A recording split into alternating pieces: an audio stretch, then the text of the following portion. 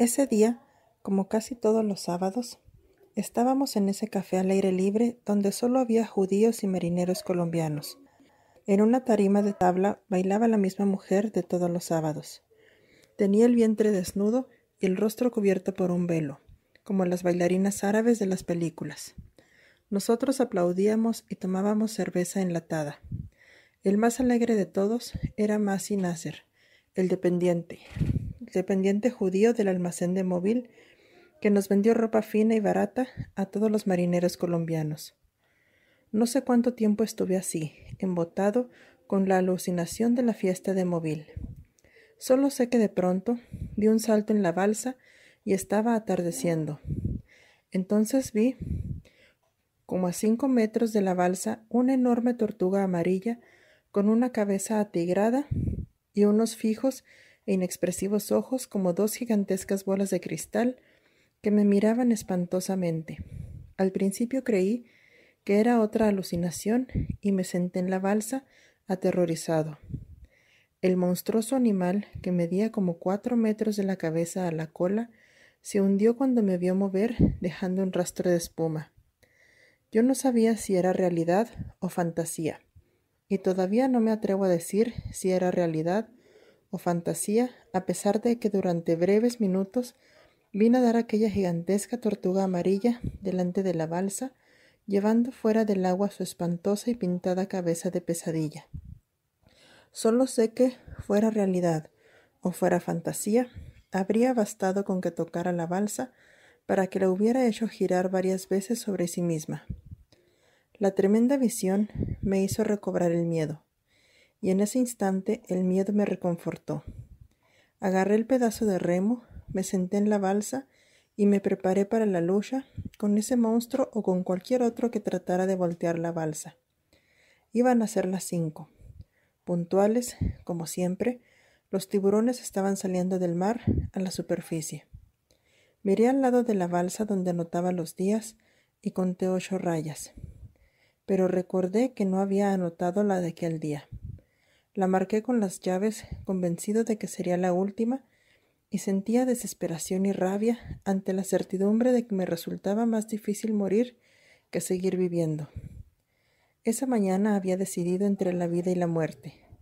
Había escogido la muerte y sin embargo seguía vivo, con el pedazo de remo en la mano, dispuesto a seguir luchando por la vida, a seguir luchando por lo único que ya no me importaba nada.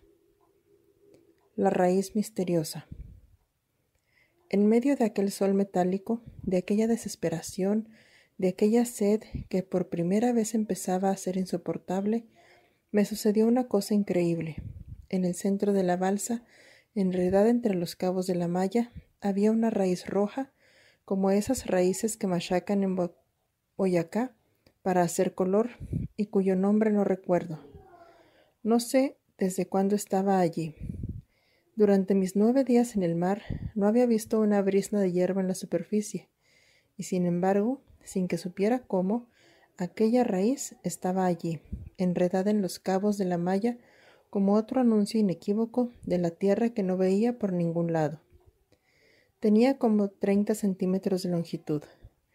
Hambriento, pero ya sin fuerzas para pensar en mi hambre, mordí despreocupadamente la raíz. Me supo a sangre. Soltaba un aceite espeso y dulce que me refrescó la garganta.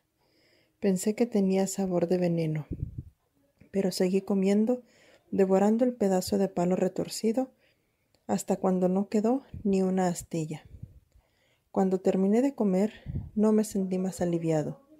Se me ocurrió que aquello era una rama de olivo, porque me acordé de la historia sagrada.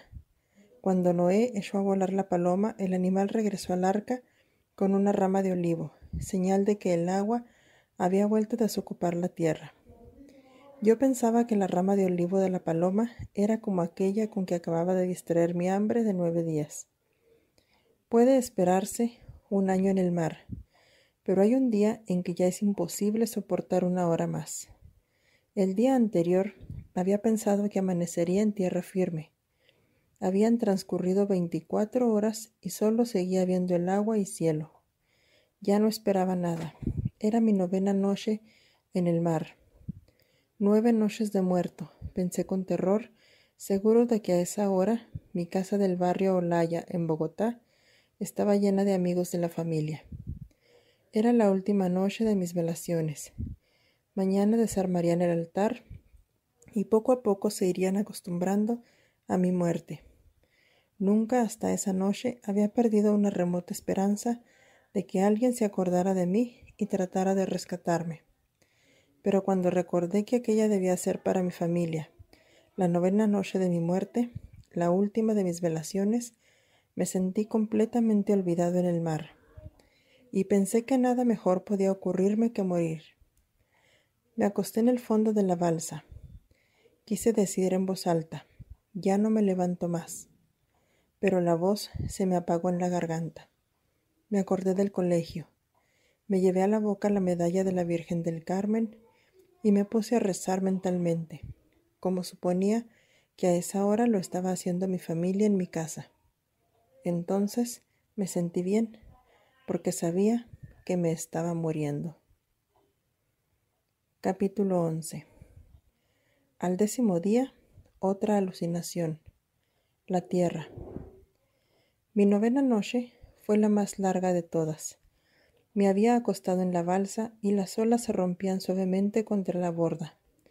Pero no era dueño de mis sentidos, y en cada ola que estallaba junto a mi cabeza, yo sentía repetirse la catástrofe. Se dice que los moribundos salen a recorrer sus pasos. Algo de eso me ocurrió en aquella noche de recapitulación.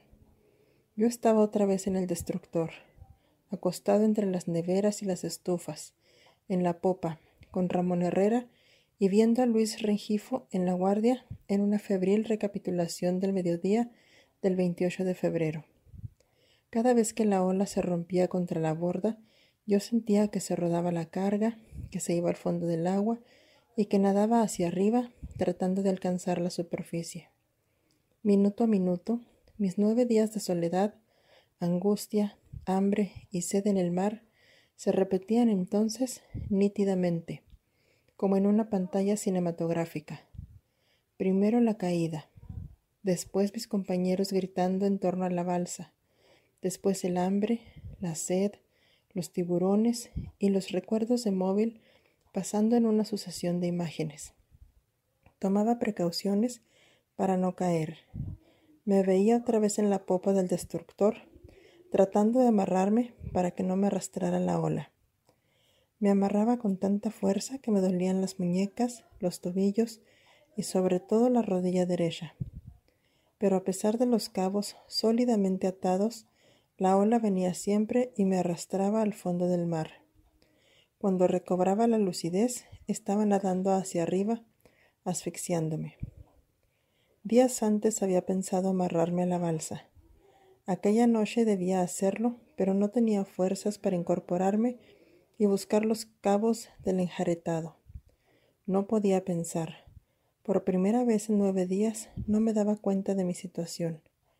En el estado en el que me encontraba, hay que considerar como un milagro que aquella noche no me arrastraran las olas al fondo del mar. No habría visto. Tenía la realidad confundida en las alucinaciones. Si una ola hubiera volteado la balsa, tal vez yo habría pensado que era otra alucinación. Habría sentido cómo caía otra vez el destructor, como lo sentí tantas veces aquella noche, y en un segundo habría caído al fondo a alimentar los tiburones que durante 9 días habían esperado pacientemente junto a la borda. Pero de nuevo, esa noche me protegió mi buena suerte. Estuve sin sentido recapitulando minuto a minuto mis 9 días de soledad y ahora veo que iba tan seguro como si hubiera estado amarrado a la borda. Al amanecer, el viento se volvió helado. Tenía fiebre. Mi cuerpo ardiente se estremeció penetrado hasta los huesos por el escalofrío. La rodilla derecha empezó a dolerme. La sal del mar la había mantenido seca, pero continuaba viva, como el primer día. Siempre me había cuidado de no lastimarla, pero esa noche, acostado boca abajo, llevaba la rodilla apoyada contra el piso de la balsa y la herida me palpitaba dolorosamente. Ahora tengo razones para pensar que la herida me salvó la vida. Como entre nieblas, comencé a percibir el dolor. Estaba dándome cuenta de mi cuerpo. Sentí el viento helado contra mi rostro febril. Ahora sé que durante varias horas estuve diciendo un sartal de cosas confusas, hablando con mis compañeros, tomando helados con Mary Address, en un lugar donde había una música estridente. Después de muchas horas incontables, sentí que me estallaba la cabeza. Las sienes me palpitaban y me dolían los huesos. Sentía la rodilla en carne viva, paralizada por la hinchazón. Era como si la rodilla fuera más grande, mucho más grande que mi cuerpo. Me di cuenta de que estaba en la balsa cuando empezó a amanecer, pero entonces no sabía cuánto tiempo llevaba en esa situación. Recordé, haciendo un esfuerzo supremo, que había trazado nuevas rayas en la borda, pero no recordaba cuándo había trazado la última. Me parecía que había transcurrido mucho tiempo desde aquella tarde en que me comí una raíz que encontré enredada en los cabos de la malla. ¿Había sido un sueño? Aún tenía en la boca un sabor dulce y espeso, pero cuando hacía una recapitulación de mis alimentos no me acordaba de ella. No me había reconfortado. Me la había comido entera, pero sentía el estómago vacío. Estaba sin fuerzas.